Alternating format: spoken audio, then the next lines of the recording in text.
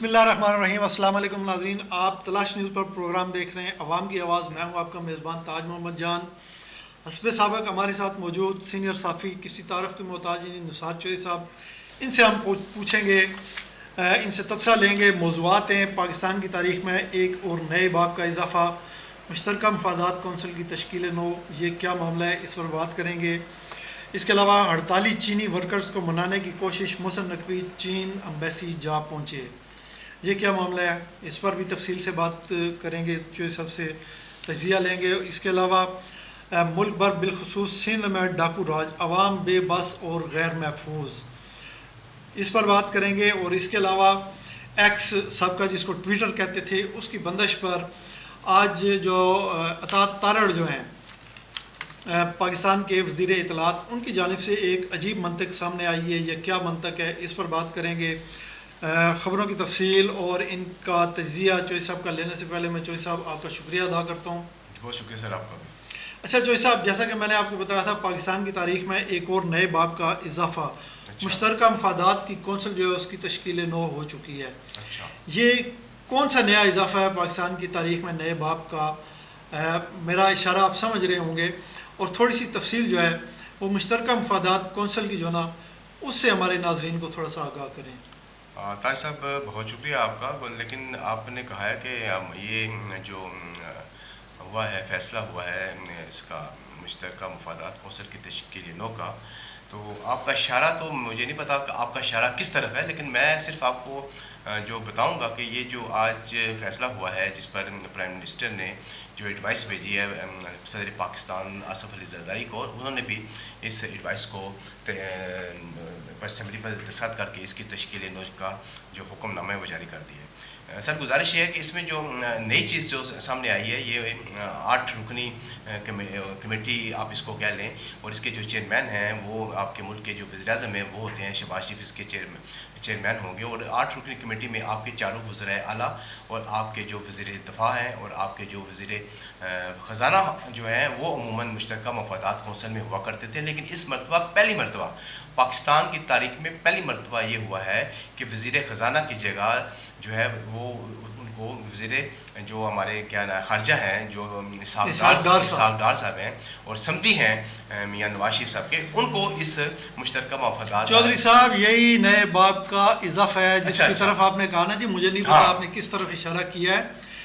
हमेशा जो है ना, ये पूरे पाकिस्तान की तारीख़ मुश्तरका मफादात कौंसिल में जो है ना जितने मेम्बरान होते हैं उनमें हमेशा वज़ीर ख़ज़ाना जो है ना वो शामिल होता है, वज़ीर ख़ारजा नहीं होता। इस दफ़ा वज़ीर ख़ज़ाना को अलग करके वज़ीर ख़ारजा इसहाक़ डार, जैसा कि आप बता रहे हैं कि वो समझी है, और बाकी तफसील ओवर टू यू सर। जी सर, तो जैसा कि मैं आपको बता रहा था कि इसमें जो है ख्वाजा साहब भी शामिल हैं, और वज़ीर सफ़ीरान जो है अमीर मकाम साहब वो भी शामिल है। इसमें ये 8 रुकनी जो है ये कौंसिल होती है, और इसके चेयरमैन जो हैं वो वज़ीर-ए-आज़म साहब होते हैं, और इसकी जो तश्कील नौ है वो आज कर दी गई है। लेकिन सबसे जो आम बात है वो मैं आपको बताना मकसूद समझता हूँ, वो ये है कि जो आपने बात की है ना कि ये वज़ीर ख़ज़ाना जो है अमूमन जो तमाम इसके, क्योंकि ये मुश्तरका मफादात कौंसिल का जो मामला है ये कुदरती वसाइल और सूबों और वफाक के दरमियान जितने भी इख्तलाफाती मसाइल होते हैं उनको हल करने के लिए ये कौंसिल जो है ये अपना काम करती है। और ये कौंसिल जो है जिस वक्त कोई सूबा कहता है कि हमें हमारा हक़ नहीं मिल रहा या हमें जो है हमारे हिस्से का जो बजट नहीं मिल रहा, तो उस पर उनको वो उनके हिस्से का बजट भी दिया जाता है, जिसमें मैं समझता हूँ कि वज़ीर ख़ज़ाना की जो मौजूदगी है वो बड़ी अहम होती है, क्योंकि उसी ने जो है वो बेसिकली पैसे का मामला होता है ना सर, तो वो उसमें वज़ीर ख़ज़ाना जो है ज़ाहिर है फाइनेंस मिनिस्टर फाइनेंस के हवाले से जो है ना फैसले करने होते हैं, तो उनकी शिरकत जो है ना वो ज़रूरी होती है, और तारीख़ में होता रहा है ऐसे। ये पहली दफ़ा हुआ है, ये एक नए बाब का इजाफ़ा हुआ है। जी चौधरी साहब। हाँ बिल्कुल, आपने दुरुस्त फरमाया जी कि ये पैसे का मामला होता है, और इसमें जितना भी मामलात होते हैं वो वज़ीर ख़ज़ाना को देखने होते हैं। लेकिन मैं आपको यहाँ पे फिर बताता चलूँ अपनी बात को मैं फिर दोहराऊँगा कि ये क्यों हुआ। ये देखें ना, हमने गौर करना है कि ये वज़ीर ख़जाना को हटा के वज़ीर ख़ारजा को क्यों रखा गया, क्योंकि वज़ीर ख़ारजा उनके अजीज़ हैं, रिश्तेदार हैं, समधी हैं। अब इसमें वज़ीर ख़जाना को अगर आप उठा के वज़ीर, मेरा मतलब है तिजारत को भी रख सकते थे, वज़ीर मेरा मतलब है कि किसी पेट्रोलियम को भी रख सकते थे, किसी और वज़ीर को भी रख सकते थे, लेकिन आपने नहीं रखा। आपने क्यों नहीं रखा? आपने सिर्फ इस वजह से नहीं रखा कि ये जो मुश्तरका मफादात कौंसिल है, इसमें बड़ी दूरअंदेशी से काम लेना होता है। इसमें जिस वक्त सूबों के दरमियान, वफाक के दरमियान किसी मामले पर कोई अगर नाचाकी होती है, कोई किसी बात पे झगड़ा होता है, तो उसको संभालना होता है। तो मियाँ शहबाज शरीफ समझते हैं। चौधरी साहब, बात लंबी हो जाएगी। मैं इसमें से 2-3 सवाल जो ना मज़ीद निकल रहे हैं, वो ये है कि पाकिस्तान मुस्लिम लीग नून के जो सरबराह हैं मियाँ नवाज शरीफ जो हैं, वो इसहाक डार को जो ना वो किसी तरह इन करना चाहते हैं माली मामलात में। आपने देखा है कि वज़ीर ख़जाना लाना चाह रहे थे, लेकिन ऊपर से हुक्म आया, नहीं जी वज़ीर ख़जाना आपका नहीं होगा, हमारा होगा। वो बात डन हो गई। उसके बाद फिर आपने देखा कि इक़्तिसादी राब्ता कमेटी की चेयरमैनशिप जो है ना, वो मियाँ शहबाज शरीफ साहब ने अज़ खुद जो ना उसके चेयरमैन बनकर वो उन्होंने उसको नोटिफाई कर दिया, लेकिन ये फ़ैसला भी रिवर्स हो गया। अब ये जो ना जैसा मैंने आपको कहा कि इसहाक डार साहब को किसी न किसी तरीके से जो फाइनेंस के मामलात हैं उनमें इन करना चाहते हैं, तो क्या एक तो ये बताएं कि ये फाइनेंस के मामलात में इन करने की कोशिश नहीं है इसहाक डार साहब को, हालांकि वो इररेलेवेंट हैं, इससे पहले कभी ऐसा नहीं हुआ। और दूसरा जो है, जिस तरह ये पिछले 2 फैसले जिनका मैंने आपसे जिक्र किया है, इनको रिवर्स किया गया है, क्या हम इंतज़ार करें अगले 1-2 दिन में ये फ़ैसला भी रिवर्स हो जाएगा, यानी वज़ीर ख़ारजा के बजाय वज़ीर ख़जाना ही इसके मेंबर होंगे? हाँ, देखिए जी, गुजारिश है ताहिर साहब, ये 21 मार्च 2024 को जो आपकी ये जो मुश्तरका मफादात कौंसिल जो है तश्कील नो इसकी हुई है, इसमें जैसा कि आपने कहा है कि वज़ीर ख़जाना जो है हमारे साबका वज़ीर ख़जाना इसहाक डार साहब को, उनको माली मामलात में शामिल करने के लिए जो है ना उनको इस कमेटी में शामिल किया गया। हो सकता है कि ये आपका जो मौक़िफ़ है वो दुरुस्त हो, लेकिन मैं आपको ये बताना चाह रहा हूँ कि मियाँ शहबाज शरीफ साहब ने और नवाज शरीफ साहब ने इसहाक डार साहब को सिर्फ इस वजह से इस कमेटी में लेके आए हैं कि वो इन तमाम जो मामलात हैं, जिस वक्त ये मामलात बिगड़ जाते हैं, क्योंकि इसमें कुदरती वसाइल की तकसीम समेत जो है ना जो मामलात होते हैं उनको देखना होता है। तो वो समझते हैं कि ये इसहाक डार साहब बड़े बुर्दबाद हैं और वो इन तमाम मामलात को बड़ी बारीकबीनी से देखेंगे और मुश्तरका मफादात कौंसिल को एक अच्छे तरीके से चलाने में एक अहम किरदार अदा करेंगे। दूसरी बात आपने की है कि ये आपने बात किया है कि हो सकता है कि ये जो फैसला है ये रिवर्स हो जाए। बिल्कुल, ये इसमें कोई दो राय नहीं है, ये बिल्कुल रिवर्स हो सकता है, लेकिन इसको रिवर्स करेगा कौन? ये मुश्तरका मफादात कौंसिल की कमेटी जो प्राइम मिनिस्टर शहबाज शरीफ इक़्तिसादी राब्ता कमेटी की चेयरमैनशिप का फैसला जिन्होंने रिवर्स किया और इसहाक डार साहब जो ना वज़ीर ख़जाना बनना चाहते थे, उनकी जगह औरंगज़ेब साहब को लाया गया जिन्होंने ये फैसला किया है, वही जो ना ये फैसला भी करेंगे। ये आने वाला वक्त बता देगा सर, आने वाला वक्त बता देगा कि इसको रिवर्स होता है या ये कंटिन्यू होता है। चले, बहरहाल अगला सवाल चौधरी साहब, हड़ताली जो चीनी वर्कर्स हैं, आपको पता है कि शांगला में जो चीनी इंजीनियर्स हैं उन पर, उनकी बस पर हमला हुआ था, उसमें 5 चीनी इंजीनियर्स जो ना वो जान से चले गए थे, एक पाकिस्तानी ड्राइवर था वो भी। उसके बाद चाइना की जो एक कंपनी है तरबेला का 5वां तोसी मनसूबा, उस पर काम कर रहे थे 2000 से ज़ायद चीनी वर्कर, उन्होंने फौरी तौर पे उन्हें ऑर्डर किया जी कि आप काम रोक दें, क्योंकि जब तक हमें सिक्योरिटी की यकीनदानी नहीं करवाई जाएगी हम जो है ना हमारे वर्कर जो है वो किसी प्रोजेक्ट पर काम नहीं करेंगे। तो आज ये जो ना चीनी वर्कर्स की हड़ताल वाला मामला है,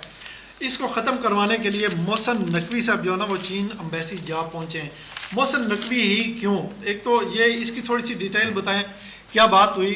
फिर दूसरा ये कि मोहसिन नकवी जो है वही क्यों, कोई और क्यों नहीं गया? देखिए जी ताहिर साहब, आपने बड़ा अच्छा सवाल किया है कि मोहसिन नकवी साहब की जगह कोई और बंदा क्यों नहीं गया। तो मैं आपको यह बताता चलूँ कि जो मोहसिन नकवी साहब का वहाँ पे इस वजह से गए हैं कि वहाँ पे जो मुश्तरका तहकीकाती कमेटी है चाइना की और पाकिस्तान की, उसमें मोहसिन नकवी साहब जो है वो ब्रीफिंग देने के लिए वहाँ पे गए हैं और उन्होंने जो चाइना की जो तहकीकाती कमेटी है उनके सामने वो गए हैं, जाके उन्होंने बताया कि पाकिस्तान में जो सान्या हुआ है शांगला का, उसकी क्या पेशरफ्त हुई है और कहाँ तक वो मुलजमान तक तहकीकात के हवाले से ये तो थी जिसकी जो वहाँ पे जाना मोहसिन नकवी साहब का चाइना अम्बेसी, फिर चाइना अम्बेसी में तहकीकाती कमेटी से मुलाकात करने के बाद उनको बताने के बाद कि जो हम इस साने के ऊपर जो मुलजमान तक कहाँ तक पहुँच गए हैं और ये साने क्यों वाक़या और साने में मुलवस कौन कौन लोग हैं, एक तो उनको ये आगाह करना था, दूसरा फिर उन्होंने चाइनीज़ सफ़ीर के साथ इज़हार ताज़ियत करनी थी और उन्होंने फिर चाइनीज़ सफ़ीर से भी मुलाकात की और इज़हार ताज़ियत भी की। और इस मौके पर मैं आपको बताऊँ कि बड़ी खुशआन बात है कि ये जो आपने बात की है ना कि चाइनीज़ ने जो है मुख्तलिफ मनसूबों पर स्पेशली जो तरबेला का जिक्र आपने किया कि काम बंद कर दिया था, लेकिन चाइना ने अब कहा है कि इंशाल्लाह हम ये काम जो है जल्द शुरू करेंगे और पाकिस्तान की तरक्की के लिए हमें किसी भी कुर्बानी से देना अगर पड़ी तो हम वो कुर्बानी देरी नहीं करेंगे, क्योंकि उन्होंने कहा है कि पाकिस्तान चीन तामुन को सबताज करने की तमाम कोशिशें जो हैं वो नाकाम बना दी जाएंगी। देखिए ना, इसका चाइना की जो लीडरशिप है उसको पूरी तरह एहसास है कि पाकिस्तान दुश्मन और चाइना के जो दुश्मन हैं, मुश्तरका हमारे दुश्मन हैं, वो नहीं चाहते कि सी पैक आप देख लें कितना बड़ा मंसूबा है, गेम चेंजर मंसूबा है, उस पर काम हो रहा है। फिर बहुत सारे दीगर मंसूबे हैं, उन पर जो है ना चाइना की सरमायाकारी है यहाँ पे और चीनी वर्कर्स जो है काम कर रहे हैं, तो उनको पूरी तरह एहसास है। ये जो ना बड़ी एक खुश आइंद बात है और हम जो है पाकिस्तानी के तौर पे जो ना चीन की जो लीडरशिप है उसको गो के हमारी हुकूमत जो है और अस्करी क़यादत जो है वो यकीन दिला चुकी है और उनको यकीन भी है। और हम आवाम की जानिब से भी जो है ना अपने चीनी जो ये वर्कर हैं या चीन की जो लीडरशिप है उनको यकीन दिलाते हैं कि पाकिस्तान के अवाम भी चीन के अवाम के साथ मोहब्बत करते हैं और उनके दिफा के, उनकी सलामती के लिए, उनकी सिक्योरिटी के लिए न सिर्फ दुआ गो हैं बल्कि हर तरह का ताउन करने के लिए भी तैयार है। जी चौधरी साहब। जी सर, बिल्कुल आपने दुरुस्त फरमाया। और आज जिस वक्त ये मुलाकात हुई है हमारे वज़ीर दाखिला की चाइनीज़ सफ़ीर के साथ, तो चाइनीज़ सफ़ीर ने भी ये कहा है कि पाकिस्तान की समाजी इक़्तिसादी तरक्की की कोशिशों की हमायत हम जारी रखेंगे और इस तरह के जितने भी हमारे साथ सानिया माजी में भी हो चुके हैं, हम इन पर घबराने वाले नहीं हैं और पाकिस्तान के अंदर जो हम तरक्याती एक अमल जो शुरू कर चुके हैं इसको न सिर्फ जारी रखेंगे बल्कि इसको पाए तकमील तक भी पहुँचाएँगे। जी बिल्कुल सही है चौधरी साहब, ये बड़ी खुशाइन बात है कि 48 जो वर्कर हैं चाइना के वो मुख्तलिफ़ मनसूबों पर, ख़ास तौर पर तरबेला का 5वां तोसी मनसूबा, इससे 1530 मेगावाट बिजली जो है वो नेशनल ग्रिड में शामिल होनी है और ये बड़ी तेज़ी के साथ पाए तकमील को जा रहा था। और अगर ये हड़ताल जारी रहती तो हमारे लिए बड़ा मसला, आगे गर्मियाँ आने वाली हैं, तो उससे पहले ये हड़ताल ख़त्म करवा के इस मनसूबे की तकमील के लिए जो ना राह खोल दी गई है। ये इस पर जितनी दादो तहसीन दी जाए पाकिस्तान की जो हमारी लीडरशिप है सियासी, उसको उतनी कम है। अच्छा चौधरी साहब, पूरा मुल्क जो है ख़ास तौर पे सिंध डाकुओं, चोरों, लटेरों के हाथों में चला गया है, आवाम बिल्कुल बेबस और बिल्कुल गैर महफूज हैं, क्या कहेंगे इस पर? और सिंध में ख़ास तौर पे और कच्चे के डाकू जो है उस हवाले से कुछ थोड़ी सी तफसीलात। ताज साहब, गुजारिश है कि आपका ये सवाल भी बड़ा अहम है और इस वक्त आपके पूरे मुल्क के अंदर जो स्ट्रीट क्राइम बढ़ चुका है, डकैती की वारदातें बढ़ चुकी हैं और सबसे जो अहम बात मैं आपको बताने जा रहा हूँ कि गुज़श्ता 3 महीनों के दौरान डकैती की जो वारदातें हुई हैं पूरे पाकिस्तान में, सिर्फ मैं ये कराची की बात कर रहा हूँ, सिर्फ कराची शहर की बात कर रहा हूँ, 3 माह के अंदर डकैती के दौरान मज़ाहमत करने पर 47 अफराद को न सिर्फ हलाक कर दिया गया बल्कि उनसे छीना हुआ सामान भी जो है ना वो 3 महीने में सर 3 महीने के अंदर 47 अफराद को मज़ाहमत करने पर, डाकुओं से मज़ाहमत करने पर, ज़ाहिर जिस वक्त आपके ऊपर कोई हमलावर होता है या आपके ऊपर कोई असला तानता है तो आपको बाज़ औक़ात कभी आ जाते हैं, कहते हैं यार मेरी सारी ज़िंदगी की जो पूंजी है, जमा की हुई जमा पूंजी है, वो कोई बंदा लूट के लम्हों के अंदर लूट के चला जाए तो आप ज़ाहिर मज़ाहमत करेंगे। और इस दौरान मज़ाहमत करने पर डाकू जो हैं वो उनके पास ज़ाहिर असला भी होता है, वेपन्स जो उसके पास मौजूद होते हैं और वो बिल्कुल दरेज नहीं करते इसको चलाने के लिए। और उन्होंने 3 माह के अंदर जो रिपोर्ट आई है कराची शहर की, वो 47 अफराद मैंने आपको बताया हलाक हो चुके हैं। लेकिन सबसे जो आम बात, इससे भी जो आम बात है, देखें ये हालांकि ये 47 अफराद मैं समझता हूँ ये आम बात है, लेकिन इससे भी जो आम बात है वो ये है कि सर इस वक्त आपकी लाड़काना की, सखर की, नवाबशाह की और दीगर जितनी भी सिंध की जो बड़ी बड़ी मार्केटें हैं, होलसेल मार्केटें हैं सर, वो सुनसान पड़ी हैं। और वहाँ के ताजर कह रहे हैं कि जो लोग हैं जो तिजारत का सामान खरीदने आते थे, वो इस डर और खौफ की वजह से मार्केटों का रुख नहीं कर रहे कि जिस वक्त वो मार्केटों के अंदर आते हैं उनके पास रकम होती है, वो रकम उनसे लूट ली जाती है। और फिर सबसे आम बात, इससे भी अहम बात वो है M5 नेशनल हाईवे और इंडस हाईवे के ऊपर इस वक्त मुकम्मल तौर पे जो है वो डाकुओं का राज है। और इन हाईवेज के ऊपर डाकू आपकी गाड़ियों के न सिर्फ टायर ब्लास्ट करके, ब्रस्ट मार के उनको ब्लास्ट कर देते हैं, और फिर आपकी गाड़ी जब रुकती है तो वो आपके ऊपर हमलावर होते हैं और आपसे सब साजो सामान छीन के ले जाते हैं। अब मैं आता हूँ आपके जो दीगर आपके जो पाकिस्तान के शहर हैं, मिसाल के तौर पर दीगर शहरों से पहले मैं जो आपने चूँकि सिंध की बात की है और ये लाड़काना की भी आपने बात की है, तो वो ख़बर ये है कि लाड़काना में जो जरदारी हाउस है वो रेस्ट हाउस, उसको सदर हाउस का दर्जा दे दिया गया है। इससे कोई सिक्योरिटी की सूरत हाल बेहतर होगी, तो इसका असर कुछ ये जो जराइम है, डाकू पेशा लोग जो दंदनाते फिरते हैं, इस पर भी कोई असर पड़ेगा? का असर नहीं इसके ऊपर पड़ना। ये अगर आपने बताया खबर मुझे इल्म में नहीं थी कि वहाँ पे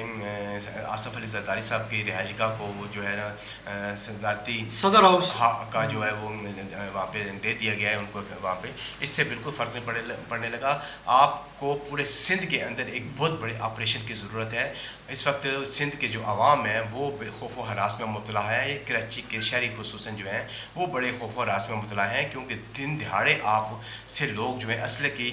नोक के ऊपर जो है मोटरसाइकिल हो गया, गाड़ियाँ होंगी या कीमती जो आपके मोबाइल हैं, घड़ियाँ, वो छीन के ले जाते हैं। तो सर ये जो है आसफ अली जरदारी साहब के लाड़काना में मुंतकिल होने से जराइम नहीं रुके। चले शोएब साहब, आप दूसरे शहरों की बात कर रहे थे, तो मैं आपको बताना चाह रहा था कि जो आप पाकिस्तान के जो दूसरे शहर हैं, मिसाल के तौर पर जैसे रावलपिंडी, इस्लामाबाद है, लाहौर है, तो आपको मैं बताऊँ कि जिस यहाँ पे हम लोग बैठे हुए हैं सेटेलाइट टाउन के इलाके में, तो यहाँ पे भी हम गुज़श्ता दिनों हमारे ऑफिस के बाहर से भी जो है वो 3-4 मोटरसाइकिल जो हैं वो दिन दिहाड़े जो है चोर जो है वो उनके लाख वगैरह तोड़ के ले गए हैं। और उसके अलावा हमारे जो दीगर जो हमारे ऑफिस के जो लोग हैं उनसे गन पॉइंट पर, जिस वक्त घर के अंदर वो दाखिल होने लगे, घर की घंटी बजाने लगे, तो गन पॉइंट पर डाकू उनको मोबाइल वगैरह उनसे जो है ना वो छीन के ले गए। और दूसरी तरफ आप ये को मैं बताऊं कि जो गाड़ियां अगर आप पार्क करके जाते हैं, वापस आते हैं, आपकी गाड़ी नहीं होती है और आपको मजबूरन जो है वो टैक्सी पे बैठ के घर जाना पड़ता है। तो अमन व अमान की सूरत ओवरऑल जो है ना पूरे पाकिस्तान में ख़राब हो चुकी है। और इसको देखने के लिए मैं समझता हूँ कि हमारी हुकूमत को जो है बड़ी गौर फिक्र करना पड़ेगा कि साहब लगता ये है कि हम किसी ऐसे जंगल में रह रहे हैं जहाँ पर कानून और कानून नाफिज करने वाले इदारे या एहलकारों का कोई सवाल ही नहीं पैदा होता, कोई वजूद नहीं है, और इस तरह दन दनाते फिरते हैं कि आपने अभी ये सेटेलाइट टाउन का जिक्र किया है। तो मैं आपको बताऊं कि यहाँ पे एक दिन में, मैं 2 दिन पहले गालिबन एक रिपोर्ट पढ़ रहा था, उसमें एक दिन में 36 मोटरसाइकिल जो रिपोर्ट हुए हैं, जो अनरिपोर्टेड हैं उनको छोड़ के 36 मोटरसाइकिल जो है वो लोगों के चुरा लिए गए। फिर बेतहाशा लोगों की गाड़ियाँ, मोबाइल और ख़वातीन से जेवर, राह चलते ख़वातीन उनके हाथों में जो जेवर पहना होता है या कानों में जो उनकी बालियाँ वगैरह होती हैं या गले में हार होता है, छीन के वो भाग जाते हैं। हमारे एक बड़े सीनियर एहलकार हैं शालान के, उनकी गाड़ी बिल्कुल कोई तसव्वुर नहीं कर सकता कि ऐसी जगह से भी गाड़ी चोरी हो सकती है। दिन दिहाड़े जो ना उनकी गाड़ी जो ना वो लेके चले गए हैं। जी ताई साहब, बहुत अफसोसनाक अमल है। मैं आपको बता रहा था कि ये जो जितने भी इस वक्त आपके मुल्क के अंदर जराइम हो रहे हैं, लोगों से मेरा मसलब के ज़ोर पे या मेरा मतलब नकबजनी के ज़ोर पे ये वारदातें होनी, इसको रोकना हुकूमत की ज़िम्मेदारी है और हुकूमत को इस सिलसिले में अपना किरदार अदा करने पड़ेगा। स्पेशली लॉ एनफोर्स के जो अदारे हैं आपके, उनको अपना किरदार अदा करना पड़ेगा। चाहे साहब हुकूमत से आप जो ना और भी दुख हैं ज़माने में मोहब्बत के सिवा, तो हुकूमत के करने के अभी आपको पता है बहुत सारे काम हैं। तवज्जो अगर हुकूमत की पूरी हो तो हालात जो ना इस नैज तक नहीं पहुँचते। अब इसमें कई फैक्टर हैं, बेरोज़गारी भी है और बढ़ती गुर्बत जो है। बहरहाल ये हम उम्मीद करते हैं कि हुकूमत और मुतलका इदारे जो हैं इस पर फौरी तवज्जो देंगे और आवाम की इज़्ज़त, जान, माल को महफूज बनाने के लिए कोई दकीका फ़रोगज़ाश्त नहीं किया जाएगा। अच्छा चौधरी साहब, अगला मौजू ट्विटर की बंदिश, इसको 1.5 माह होने वाला है और जैसा कि हम बार बार जो है ना बता चुके हैं, बेशुमार लोग जो है ना उनका रोज़गार इससे वाबस्ता है। बैरूनी सरमायाकारी जो है वो भी रुकी हुई है, इसकी वजह से कोई जो है ना तैयार नहीं है या आपके IT के शोबे में जो है ना सरमायाकारी करने के लिए। अब उसमें एक बड़ी अजीब मंतक पेश की है वज़ीर इत्तलात जो हैं हमारे अता तारड़ साहब। वो ब्रिटिश जो हाई कमिश्नर हैं उनको मिलने के लिए गए थे। वहाँ पे बातचीत करते हुए उन्होंने कहा जी कि सोशल मीडिया पर जो है ना कुछ ऐसी खबरें आती हैं जिनकी कोई बेस नहीं होती, बेसलेस होती हैं, झूठी होती हैं और जाली होती हैं, गुमराह कुन होती हैं। जो सब तफसील इसकी आप बताएं। सर मेरे पास तफसील तो खैर इतनी नहीं है, तफसील थोड़ी सी आपने बता भी दी है, लेकिन मैं सिर्फ आपको जो बताऊँगा वो ये बताना चाह रहा हूँ कि ये जो मुलाकात हुई है वज़ीर इत्तलात की इसके साथ, हाई कमिश्नर के साथ, तो उन्होंने कहा है कि डिसइंफॉर्मेशन और फेक न्यूज़ जो है वो न सिर्फ पाकिस्तान का बल्कि पूरी दुनिया का मसला बन चुका है और इस पर काबू पाने की ज़रूरत है। और उन्होंने कहा है कि ये जो सोशल मीडिया है, स्पेशली इसका जो आप ट्विटर के बंदिश के बारे से बात करें, तो इस पर जो कह रहे थे कि लोगों ने फेक न्यूज़ का जो है ना एक जाल बिछाया हुआ था, जिसकी वजह से हुकूमत के लिए बड़ी परेशानी का सामना करना पड़ रहा था। हमने इस परेशानी को ख़त्म करने के लिए इस पर पाबंदी लगा दी है, क्योंकि ये पाबंदी जो है, अगर आप PTI से बात करते हैं तो वो कहते हैं ये वजारत दाखिला की जानिब से लगाई गई है और वजारत दाखिला कहता है कि हमें दहशत गर्दों की जानिब से थ्रेट हैं, जिसकी वजह से ये पाबंदी लगाई गई है। जैसे वजूहात को छोड़ें, आप ये बताएं कि ये जो इन्होंने मंतक पेश की है ये किस हद तक दुरुस्त है। मैं आपको बता चुका हूँ कि इंटरनेशनल जो मल्टीनेशनल कंपनीज़ हैं वो IT के शोबे में यहाँ पे उन्होंने सरमायाकारी करनी थी, वो इस बंदिश की वजह से पीछे हट गई हैं कि पाकिस्तान में आए रोज़ ट्विटर तो अब देखें 1.5 महीना हो गया इसकी बंदिश को, फिर आपकी फेसबुक हो गई या दूसरे जो प्लेटफॉर्म है सोशल मीडिया के, उन पर भी गैर एलानिया और जब चाहे जो ना पाबंदी लगा देते हैं। इसकी ये जो मंतक इन्होंने पेश की है, मैं इस पर आपसे पूछ रहा था कि क्या ये सही है?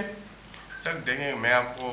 जो बात बताना चाह रहा हूँ वो ये है कि ये चीज़ें जितनी भी हैं सोशल मीडिया से रिलेटेड चीज़ें, फेसबुक हो गया, ट्विटर हो गया,